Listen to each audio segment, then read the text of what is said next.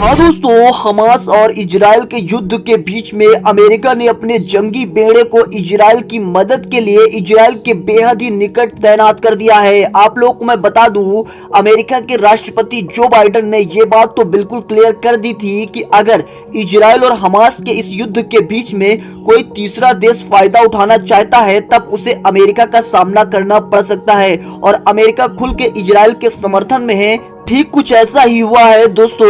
America ने अपने जंगी बेड़े को इजराइल के बेहद ही निकट पूर्वी मेडिटेरेनियन सागर में तैनात कर दिया है। ये जो जंगी बेड़ा है इसमें 50 लड़ाकू विमान है। बताया ये जा रहा है कि F-35 जैसे भी एडवांस लड़ाकू विमान भी इस जंगी बेड़े में तैनात हैं। अब ऐसे में दोस्तों, अगर कोई तीसरा देश इस युद्ध में कूदता है तो अमेरिका तुरंत ही इजराइल की तरफ से उन देशों के ऊपर हमला कर सकता है।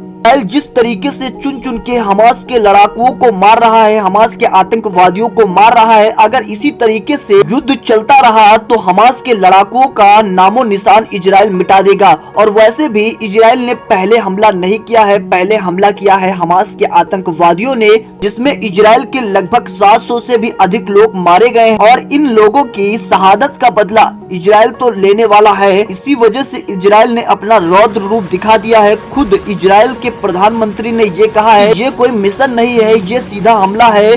हमास के लड़ाकुओं ने इजराइल के ऊपर सीधा हमला किया है और इस हमले का पूरा बदला लिया जाएगा। इसी को देखते हुए इजराइल लगातार हमास के लोगों को चुन चुन कर मौत के घाट उतार रहा है। ये जा रहा है कि बीते 2 दिनों के अंदर इजराइल ने हमास के लगभग 700 से भी अधिक ठिकानों को उड़ा दिया है और लगातार इजराइल की एयरफोर्स एक्टिव है, हमास के लड़ाकुओं को चुन चुन कर उड़ा रही है, उनके ऊपर बमबारी कर रही है।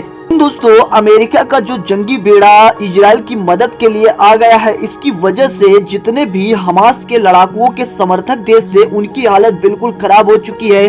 वो अब इस युद्ध में बिल्कुल भी नहीं कूदने वाले हैं। उसके साथ साथ दोस्तों, ब्रिटेन ने भी ये बिल्कुल क्लियर कर दिया है कि अगर हमास और इजराइल के युद्ध में कोई तीसरा देश आएगा तो उसके लिए बिल्कुल भी अच्छा नहीं होगा। ब्रिटेन भी खुल के इजराइल के समर्थन में है। इसी तरफ दोस्तों, हमारा प्यारा भारत ने भी ये कहा है कि ये आतंकी हमला बहुत ही निंदनीय है। यानी कि दोस्तों, दुनिया के जितने भी पावरफुल देश हैं वो अब एक साथ हो रहे हैं। अब देखते हैं दोस्तों कि आगे क्या होने वाला है। वैसे दोस्तों, आप लोगों का क्या मानना है, अमेरिका के जंगी बेड़े को इजराइल के पास पहुंचने से क्या मतलब निकल रहा है? नीचे कमेंट्स बॉक्स में आप अपनी राय जरूर दीजिएगा। बस चलते चलते आपसे एक छोटी सी प्यारी सी रिक्वेस्ट है, अगर आप लोग हमारे चैनल पे पहली बार आए हो तो नीचे रेड कलर का सब्सक्राइब का बटन है, जाइए फटाफट चैनल को कर लीजिए सब्सक्राइब और बेल आइकन पर प्रेस कर लेना ताकि हमारी वीडियो आप तक सबसे पहले पहुंच सके।